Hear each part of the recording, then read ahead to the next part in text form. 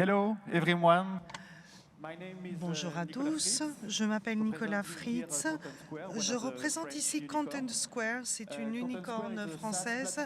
Content Square, c'est une plateforme SaaS.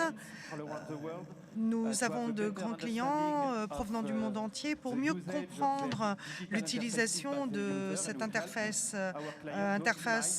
numérique, nous aidons nos clients à mieux utiliser leurs interfaces sur Internet.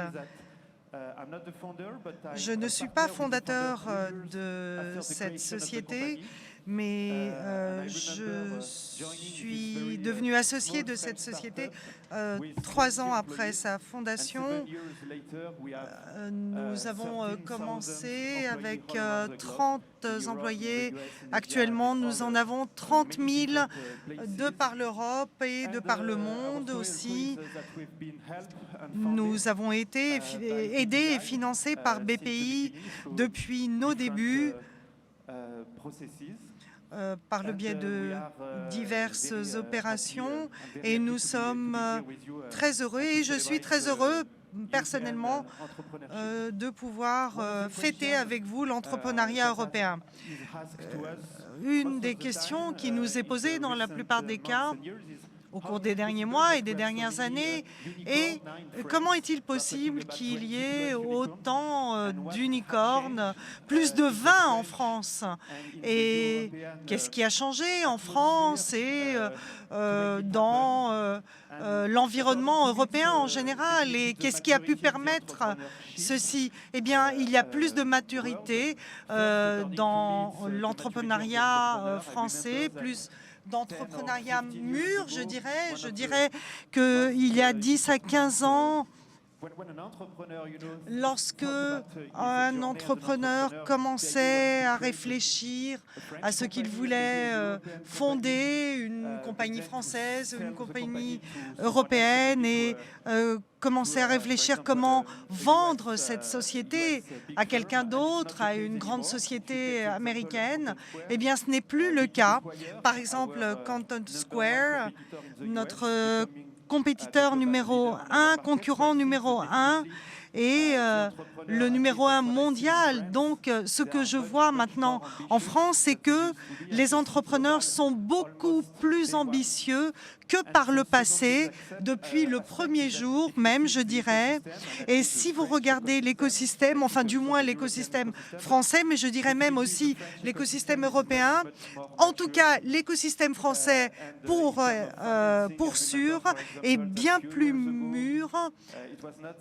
Il y a quelques années, ce n'était beaucoup plus complexe, c'était beaucoup plus simple de trouver 100 000 euros, par exemple, au début, mais au fur et à mesure, c'était beaucoup plus difficile, alors que maintenant, on parle de 2 millions, de 10 millions, etc. Et il est beaucoup plus facile désormais de financer notre démarrage au tout début. The global leader in the 30-day plus stay. Lorsque nous avons commencé notre voyage d'entreprise avec Blueground, nous voulions offrir aux gens un logement là où ils voulaient vivre. Nous avons donc maintenant beaucoup d'expérience que nous offrons aux gens et nous offrons la technologie, ce qui est important. La situation était différente il y a 9 ans lorsque la compagnie a commencé son fonctionnement. Il n'y avait pas tellement de capital disponible. Pendant les dernières années, la situation a changé. Nous ne sommes pas seuls. Les startups ont pu avoir beaucoup de capital. L'écosystème a changé. Nous avons du progrès. Nous avons une évolution. Bien que Les marchés les plus avancés des États-Unis ont de bons résultats. Les startups de petits marchés financiers également ont de bons résultats. C'est une tendance croissante qui montre que le capital rapporte également dans les plus petits marchés. En ce qui concerne le marché grec, nous essayons d'attirer plus d'investissements. Il est important de dire que si nous avons du succès, nous aurons plus d'investissements. Une augmentation d'investissement entraîne de meilleurs emplois, des emplois mieux rémunérés, et ceci crée également un impact pour l'économie. C'est un cercle vertueux qui bénéficie à tous. Comment est-ce que nous pouvons avoir ces bons résultats? Tout d'abord, les entrepreneurs doivent assez tôt voir quelles sont les opportunités internationales à l'étranger pour attirer un intérêt international. Deuxièmement, penser au long terme. Il faut avoir une vision, des valeurs et un bon environnement de travail. Tout ceci nécessite du temps. Troisièmement, des fonds publics gérés par de bons gérants peuvent combler les lacunes, et il faut également établir un contexte, surtout pour les startups. Et ce n'est pas seulement d'aider les entreprises à croître, mais de générer de bons gestionnaires. Il y a des ans, nous avons de 300 millions à 800 milliards passés aujourd'hui dans les startups.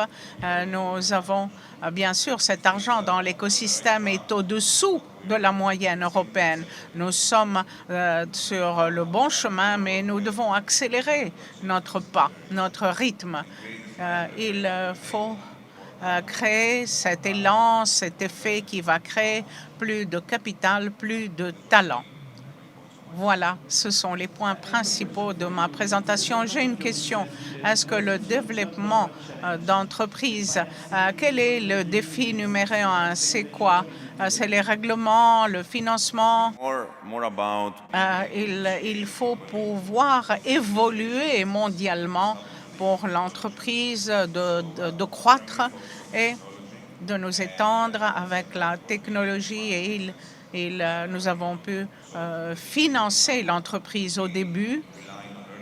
Nous nous sommes fondés sur ceux qui croyaient en nous, des investisseurs qui nous ont soutenus, et c'est ainsi que nous avons commencé à évoluer. Merci. Pour nous, le défi numéro un, c'est de trouver les bons talents, les meilleurs talents. Nous avons des talents ici en Grèce, bien sûr. Nous pouvons contacter votre Premier ministre qui pourrait nous aider à nous implanter ici en Grèce. Merci à tous. Merci.